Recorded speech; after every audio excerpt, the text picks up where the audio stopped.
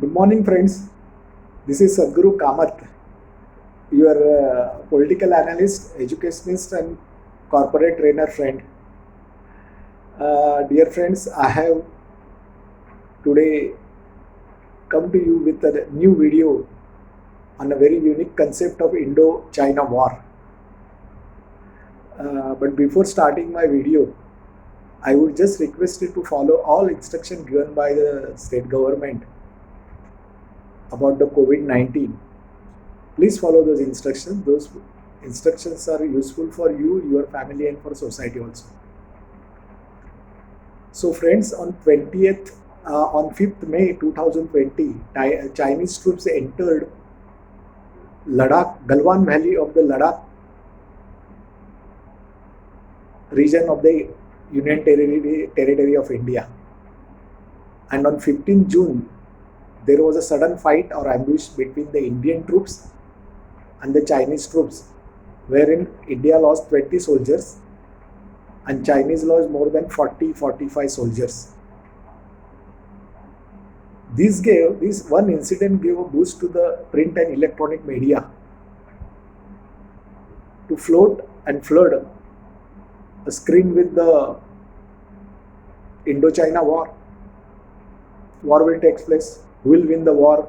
The Galwan Valley, Tibet. Number of queries, doubts, questions, and no end to it. Dear friends, I am going to speak to you and make you aware about these three factors only today. First is the Galwan Valley, the importance of the Galwan Valley, why Chinese are giving so much importance for retaining the control over the Galwan Valley. If this is so, then what is Indian government strategy to counter the claim and retain the claim of the Chinese government?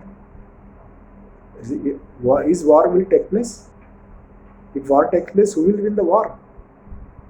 I am going to explain all these things to you.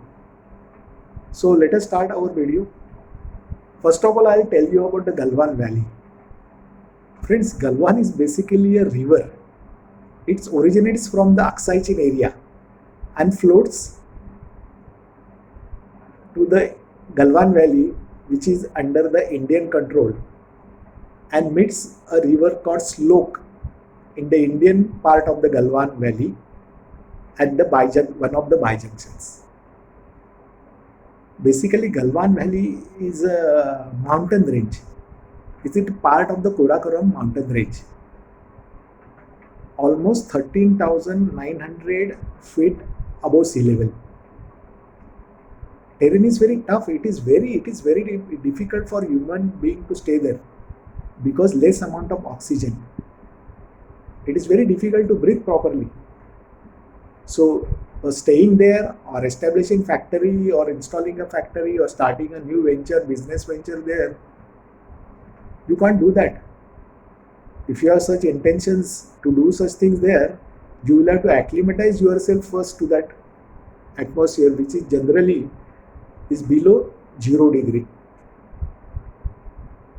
All mountain ranges, and those mountain ranges of Galwan, those are like a finger points. The shape is like a finger. That is why we call it as a finger points. Then why you can't start factory? Human beings can't stay. Then why China is insisting on retaining or capturing the entire Galwan Valley? I will give the sound reasoning for that. In 1962 war, China captured 38,000 square kilometer of Indian territory in the Kashmir. Now we call it as Aksai Chin. That part we call it as Aksai Chin.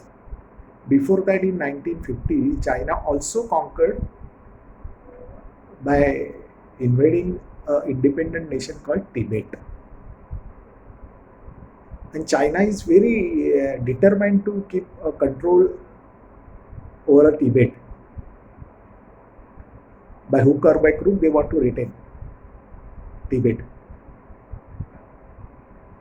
From Indian side, there is a fear in the politicians, ruling party members of the Communist Party in China that 10 years down the line, one day India will definitely take back Aksai Chin. So, and the Galwan Valley, where the present crisis has started, is the most suitable point for the Indian Army or India to enter the Ladakh area. So, if it happens, if India takes control of the Ladakh again in the near future, then it will pose a threat to the Chinese intentions and their mission to retain a control over the Tibet. Because from Ladakh area, from Aksai Chin, India would be in a position to monitor, control and see what is happening, what China government is doing in Tibet. Secondly, from Gilgit-Baltistan area, China has built up a national highway up to Tibet. So if India comes to the Aksai Chin, India will definitely destroy that road. And that road is a part of the CPEC, that is a China-Pakistan economic corridor, which is not affordable at this point of time to the Chinese. So in other words, you can say any Indian presence in the Galwan Valley or Aksai is a threat to the Chinese mission or their ambition or their intention to control over the Tibet.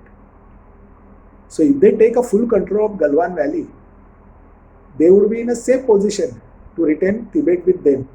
So that it would be very difficult for Indian troops or Indian government to make entry into the Aksai Chin. So they are very keen on that, to retain control, to prevent India from the Galwan Valley. But thing will never happen as they wanted every time. As I told, the terrain in the Galwan Valley is very tough. There is no regular patrolling from either side.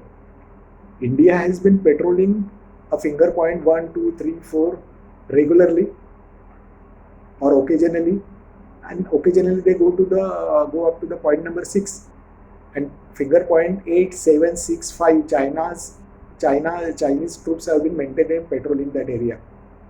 China has made a massive structures in a finger point 8, 7, 6, 5, and now they enter finger point number 4 and started creating a infrastructure facilities over there. One of our regular patrollings, our soldiers realized that the Chinese have come to the finger point number 4. They objected.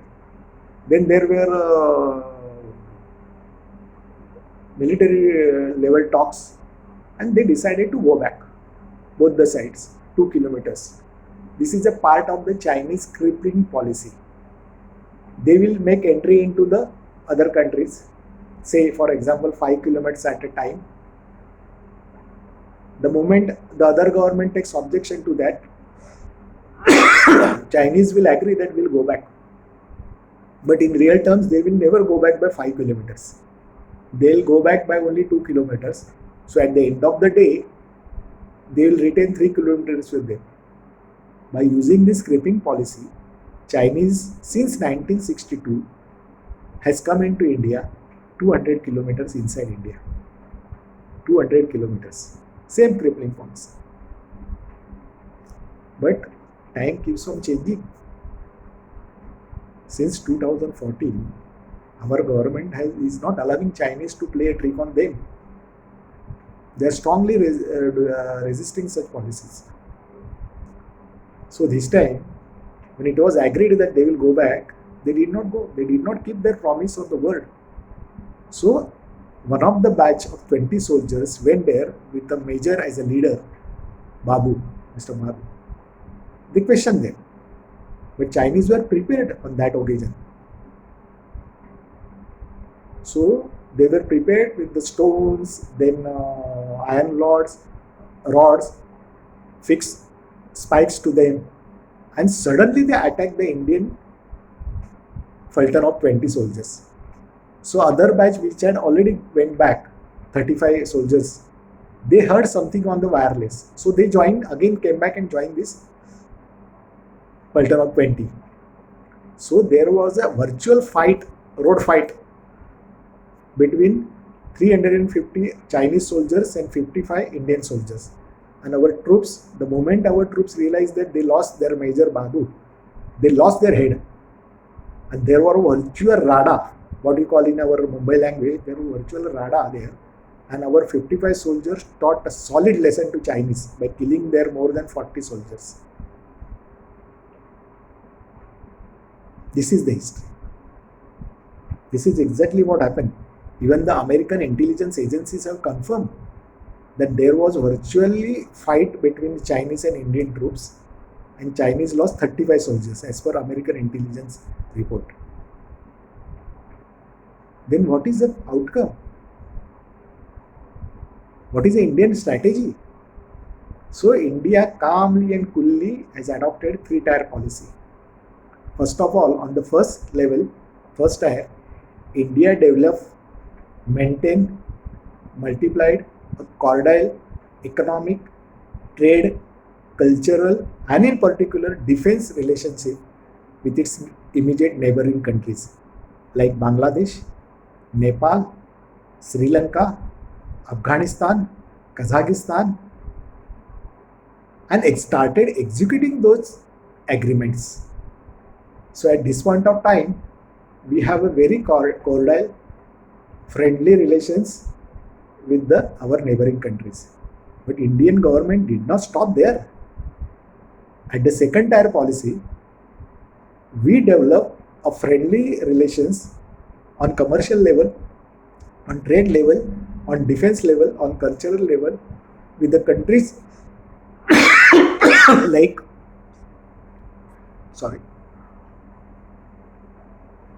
with the countries like Taiwan, Hong Kong, Japan, Malaysia, Indonesia, Australia.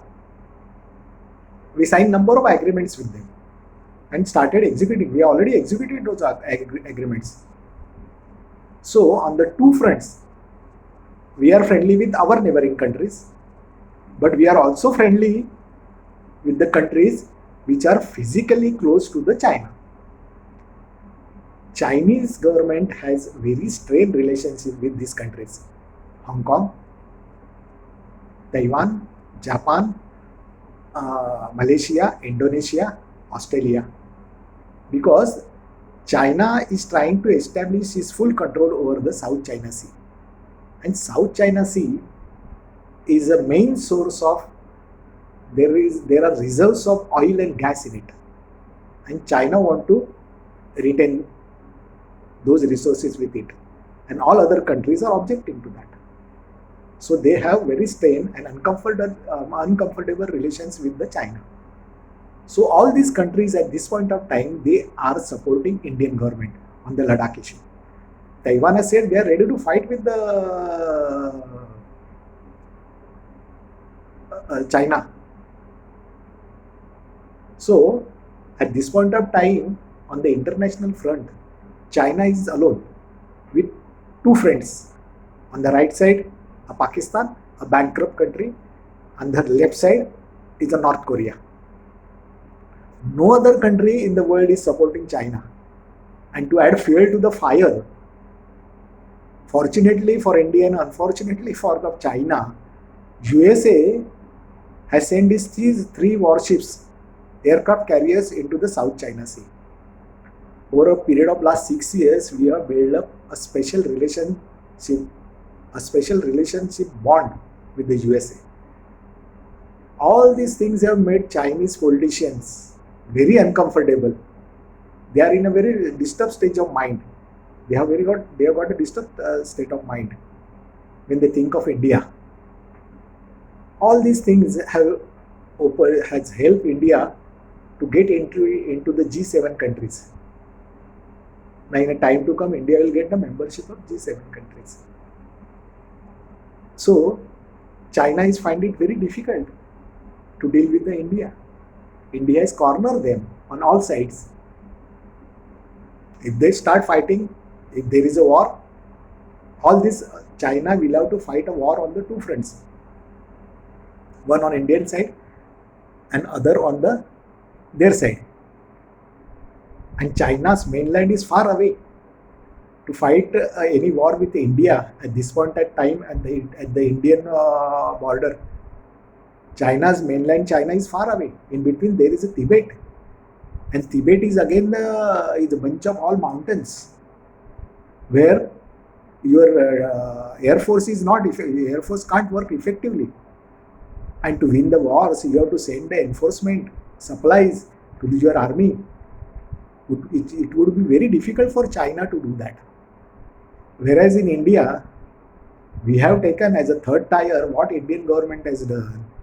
In 1999, a cabinet committee on defense appointed a group called China Study Group. And it gave it a principal assignment that it should study and suggest to the government the ways and means to develop a very effective, safe and smooth movement for our defense forces in the border area with the China.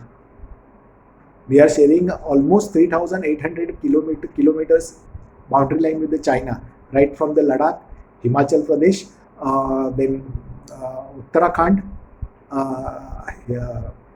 Uttarakhand, Sikkim, and Arunachal Pradesh. So this China study group, they really studied all concept in a detail, in a depth, and suggested to the Indian government that they find 33 locations where India will have to build a strong roads. And out of those 73 roads, 61 roads will be strategic road, covering the length of 3,841 kilometers. Right from all the state, Ladakh, Himachal Pradesh, Uttarakhand, Sikkim and Arunachal Pradesh.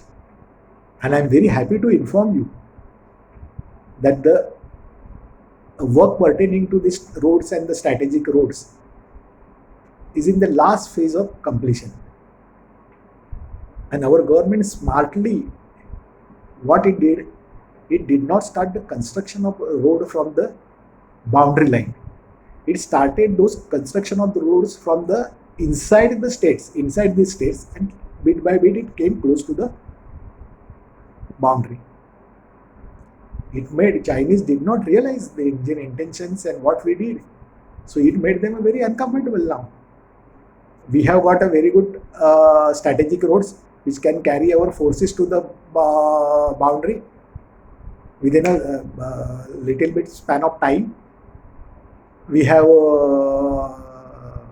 airports, our aeroplanes can land there. Everything, our enforcement can effectively execute all plans of the army. Chinese have already done this on their side, but they do not want India to do it. This will not happen. India paid them back in the same coin, you can say. They were trying to play a trick on us, but India played a very good, we paid them back in the same coins. Now they find it very difficult. Any Indian presence in the Ladakh area would destroy their intentions, future intention or a mission. Because Chinese have constructed a road right from the Baltistan to Tibet, a national highway. And India had objected for that road. So they know if India, within next 10 years, if they take back the Aksai Chin, India would definitely destroy that road. And if India comes to the Aksai Chin, they would be in a position to monitor, control, see all the Chinese activities in the Tibet. They don't want that to happen. So they want to close down all doors for India to make entry into the Ladakh, into the Aksai Chin. And the Galwan Valley is the most suitable point for Indian forces to make entry into the Aksai Chin. So they are keen on controlling and closing all doors to India to enter the Aksai Chin. We have built 3,841 kilometers length road from Ladakh to Arunachal Pradesh. That was Indian strategy and answer to Chinese plans. Now we are in a very safe position now. Chinese government at the other side of the fence is in deep trouble. There are problems in the Chinese army. There are problems in the Chinese Communist Party. President Li Ping is facing all problems on commercial level, on international level. In a party, in an army, there is a section in army which is opposing the emergence of Li Ping. There is a section in the China Communist Party, particularly from those who have come from the city background. Li Ping is from the village background. So all these things have multiplied problems for the Li Ping. In the light of these things, China is not in a position to open a war with India. Take it from me. There would be a war, a couple of days war in certain pockets. First is a Galwan Valley, second is a Nathula in a Sikkim, and third is a Tawang. Chinese have been doing all these things to basically take back the Arunachal Pradesh, Tawang in exchange of Ladakh. During various rounds of number of rounds with the Chinese Indian government, they have been offering this. You take Aksai Chin, give us a Arunachal Pradesh and Tawang. Because they are determined to retain Tibet. They have already killed most of the Tibetans from the Tibet. There are no Tibetans in the Tibet now. But wherever they are, Dalai Lama is in India. So they want to show and dominate that there are number of Tibetan mutts in the Tawang. By using their religion, they want to keep a control over the Tibet. That is what they are keen. So at this point of time, China is not in a position to open a war with India. Take it from me. But if it takes place, Indian armed forces are in a very strong position to teach a lesson to them. I'll give the reasons for that. Firstly, Indian army is a professional army. We have an experience of fighting hundreds of wars for last 1000 years. In 1000 AD, Mughals and Pathans came to India. After that, Portuguese came, Dutch came, English, they came here, and our soldiers have fought thousands of wars with these forces. So our army, our defense forces are very experienced defense forces having enough experience of war. In addition to that, India has developed an expertise in a high altitude warfare. We have got a strong division of 2 lakhs soldiers for this high altitude warfare. You must be remembering before a couple of years back, we had a war with the Pakistan in Siachen. We taught a lesson to Pakistan there. No other country has got expertise, experience of high altitude war like India. Nobody can match India in that. Not even China. So, to open a war with India at such a high altitude, this thing is not Chinese cup of tea. Take it from me. On the other hand, Chinese army is not at all a professional army. You can call it is not an army of any country. It's an army of Communist Party of China. And their expertise is to open fire, kill their innocent Chinese people. They will, they do not have any expertise or experience of fighting prolonged war with any nation. They will shoot, they're practicing war games in a desert area, and they'll show those videos to their countrymen. This is their culture.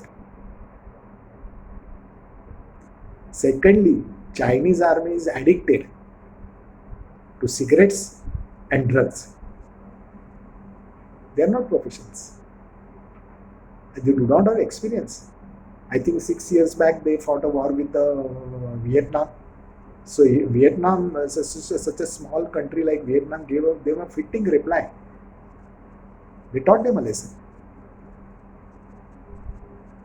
They are better. They are in a better position as far as artillery, equipments, tanks, aeroplanes, naval ships, submarines. They have got enough. Better than they are in a better position there. But you can't win war on the strength of your artillery or ships and your air force, aeroplanes. You need daring, you need a strategy, you need expertise, you need experience. And as I said earlier, India has got experience of 1000 years to fight prolonged wars. Take example recent in Chhatrapati Shivaji Maharaj's tenure. Aurangzeb, Mughal emperor, came to India with the army of 6 lakhs during that time in 16th century. He stayed here fought a war with Marathas for 25 years. Ultimately, he lost that war. He died here, bankrupt, as a bankrupt. And Marathas had army of hardly 50 to 70,000. At the most 1 lakh army. So my point is, you can't win war because you have got enough artillery, enough planes, you have enough tanks. You can't win war on that. Indian army is a professional army. So on that front, it is not possible for China to beat India. So there won't be any full-fledged war. Take it from me. There will be war, couple of days war in a certain pockets like Nathula, Galwan Valley and Taiwan. And India will win those wars. Many wars India will win. Besides that, we are getting a Rafale aeroplanes from the France. And there is no match at this point of time. There is no match for the Rafale aircraft. We are also getting S-400 missiles from the Russia. Chinese are also getting, but they are getting S-300 because they are not member of MTCR. India is a member of that. And in a time, I think Rafale's first batch will join at the end of this July. And we are likely to get S-400 missiles in year 2021. Chinese have realized that the moment Rafale and the S-400 missiles are in the are with the Indian Defence Forces, it would be next to the impossible to open any war in the near future with India. So their tactics is to threaten, to pressurize, show their nuisance value, like a recent problem India had with the Nepal, and grab maximum land from the India to prevent India from entering the Aksai Chin, and pressurize them to give Arunachal and Tawang in exchange of Aksai Chin, which India has been declining every now and then. So don't worry friends, there won't be any war. If there is a mini war, Indian forces are professionals, they are capable, and they can really teach and China will not burn its own fingers at this point of time by opening a war with a full-fledged war with India. Take it from me. Friends, if you like my expression and my content of this video, let me know your reactions. Please, by subscribing it and liking it.